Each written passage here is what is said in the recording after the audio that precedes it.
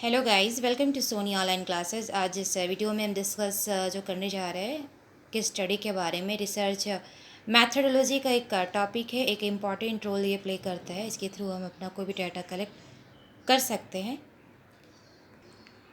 विसेंज और विसेंज ये एक वैज्ञानिक है। इनके अकॉर्डिंग के स्टडी का क्या मीनिंग होता है, क्या डेफिनेशन है। तो व्यक्तिगत अध्ययन पद्धति गुणात्मक विश्लेषण का वह स्वरूप है जिसमें किसी व्यक्ति, किसी स्थिति अथवा संस्था का सावधानीपूर्वक और पूर्ण अवलोकन किया जाता है, ये इनका कहना है। नेक्स्ट है ओडम।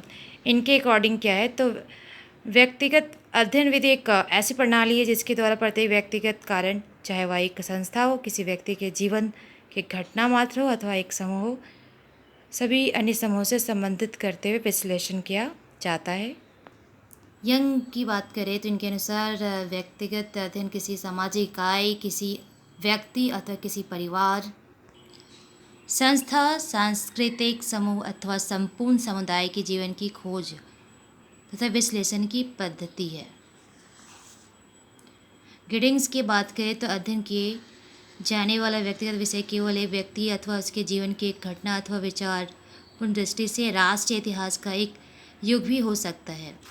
तो हम इस तरह से देखिए कि जो भी वैज्ञानिक है अपने अकॉर्डिंग डेफिनेशन दिए केस स्टडी का, सभी का कहना है कि जो भी ये केस स्टडी है इसके थ्रू हम किसी भी संस्था या सांस्कृतिक समूह का या संपूर्ण समुदाय के जीवन की खोज कर सकते हैं, उनकी विश्लेषण कर सकते हैं। ये एक इम्पॉर्टेंट रोल प्ले करता है।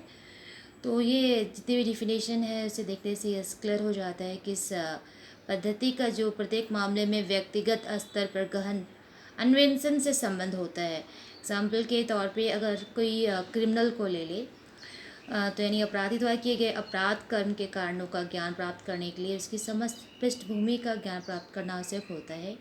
कोई वकील अधिकार का दावा करने वाले की समस्या बालक के विषय में जानकारी प्राप्त करने के लिए उसके परिवार के पास जाता है, उसकी संगति के बारे में जानता है, उसकी सुविधाओं के बारे में पता करता है, उसकी रुचि, सबका वो ज्ञान प्राप्त करना उसके लिए आवश्यक हो जाता है। यदि हमें किसी वृद्ध व्यक्ति का अध्ययन करना है तो हमें उससे संबंधित विभिन्न सूचनाओं को कलेक्ट करना होता है। साधनों और डायरी पुस्तकों, उसके व्यक्तिगत अनुभव और घटनाओं का हम जानकारी लेने का कोशिश करते हैं, तभी हम जान सकते हैं कि वो वृद्ध व्यक्ति का जीवन शैली क्या है, उनका जीवन इतिहास क्या है। तो व्यक्तिगत अध्ययन केस स्टडी अगर हम किसी भी इंसान का करते हैं, जो अपराधी हो चाहे नहीं हो, तो हम उसके पहले फैमिली बैकग्राउंड देखते हैं, फिर उसकी आस पड़ोस यानी पड़ोसी कौन कौन है, एंड पड़ोसियों से पता करते हैं कि जिस व्यक्ति के बारे में हम केस स्टडी कर रहे हैं तो हमें बहुत सारी इन्फॉर्मेशन हमें पता चल जाएगा। जहाँ वो जॉब करता था या कर रहा है वहाँ के स्टाफ से पता चलेगा, जहाँ पे वो रहता है आस पड़ोस से पता चलेगा, जिस फैमिली से बिलोंग करता है उस फैमिली से उसका बैकग्राउंड पता चलेगा। तो इस तरह से हम केस स्टडी कर सकते हैं। तो ये एक इम्पॉर्टेंट रोल प्ले करता है, चाहे हम रिसर्च की बात करें या फिर किसी भी क्रिमिनल, कैसे कोई भी बाय बर्थ तो क्रिमिनल होता नहीं है, सिचुएशन के अकॉर्डिंग वो बन जाता है या बना दिया जाता है। तो ये सारी जानकारी हमें कैसे पता चलती है, तो केस स्टडी करने से। तो केस स्टडी के क्या इम्पोर्टेंट रूल्स है, क्या कैरेक्टरिस्टिक्स है। तो फर्स्ट जो पॉइंट है व्यक्तिगत अध्ययन।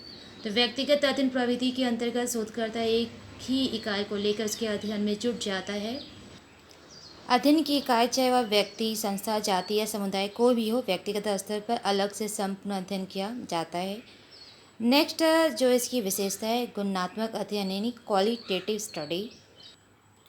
इस प्रविधि में तथ्यों की विवेचना को संख्यात्मक आधार पर नहीं किया जाता है। इसमें प्रेरक तत्वों, आकांक्षाओं और इच्छाओं पर विशेष बल दिया जाता है। नेक्स्ट जो इसका जो विशेषता है वो एक या कुछ सामाजिक इकाइयों का अध्ययन।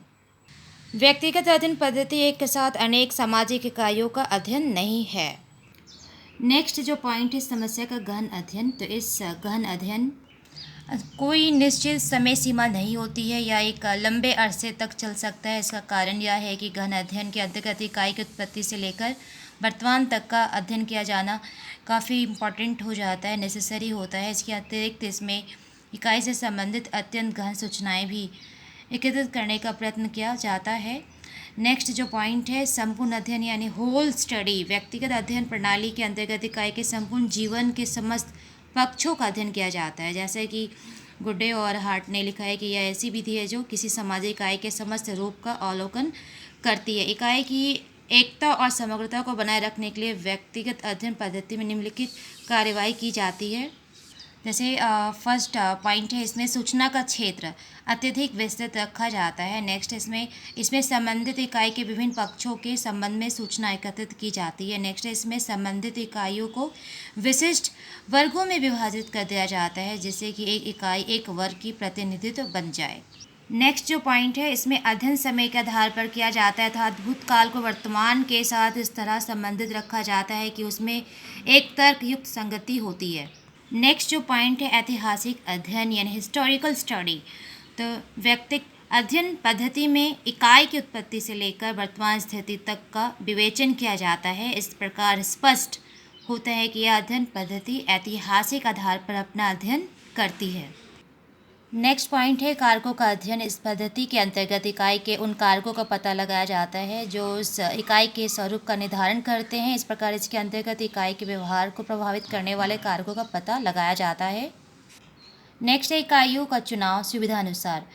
व्यक्तिगत अध्ययन प्रणाली में इकाइयाँ जो होती हैं, इकाइयों का चुनाव सांख्यिकी विधि की भांति किसी निश्चित निदर्शन प्रणाली के आधार पर नहीं होता है। इसमें इकाइयाँ प्राय सुविधानुसार चुन ली जाती है। तो गाइज इस वीडियो में हम देखेंगे कि केस स्टडी होता है क्या एंड इसे क्या क्या फीचर्स है, क्या इंपॉर्टेंट रोल प्ले करता है ये किसी भी इंसान के केस स्टडी जानने में या फिर एक रिसर्चर के लिए फील्ड वर्क में क्या ये उसकी हेल्प करता है। फिर मिलते हैं नई वीडियो में नई टॉपिक के साथ। जय हिंद।